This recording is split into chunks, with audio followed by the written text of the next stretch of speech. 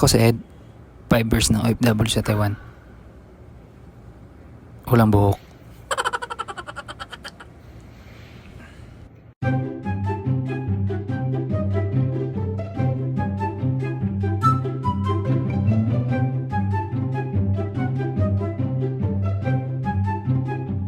At dahil wala tayong pasok ngayon, sakto, magkikita kami ng utol ko.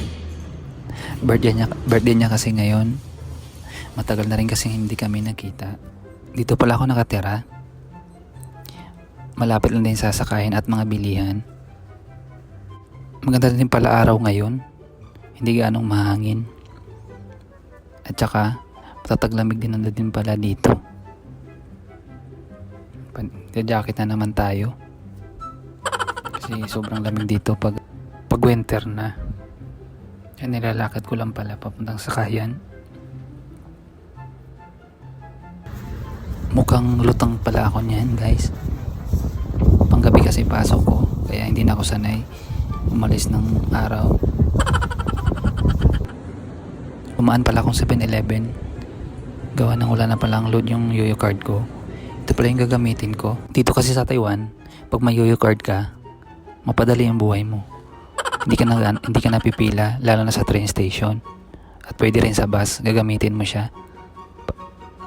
Sumakay na din pala ako ng taxi niyan. Gawa ng parang pabilis kasi nandun na pala yung utol ko. Kanina pa pala nag-antay.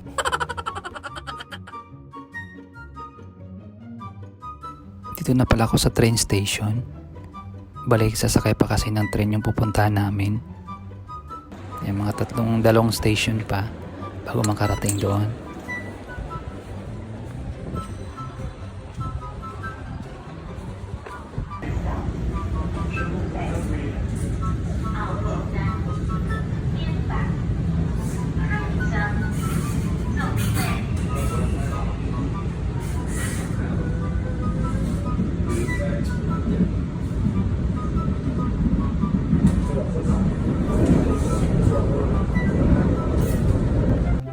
Sa wakas, nakarating na rin ako sa aking paroroonan. At dahil holiday ngayon, marami palang tao dito ngayon. Usually kasi pag ganitong oras at araw, wala ganong tao.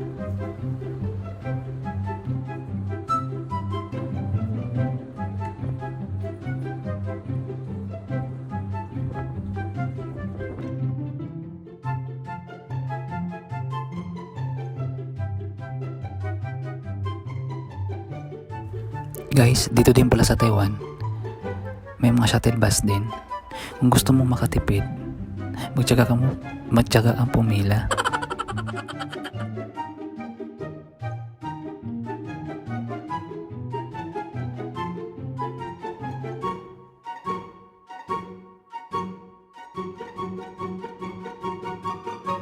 Guys, yan na pala yung kapatid ko, yung magbe-birthday at saka mang libre sa akin.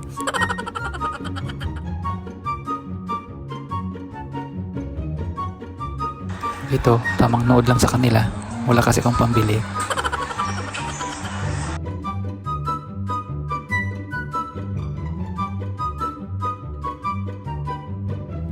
At ito na yung inaantay ko. Yung kakain na. At hindi ko alam kung ano yan. Basta makakain. Ginajudge mo kasi, unang tingin mo pa lang. Ngayon din kasi ako nakakain ng ganyan. Walang masarap. Ayun, tuwang-tuwa si Dudong. Nakakain na siya. Saan nakapogi?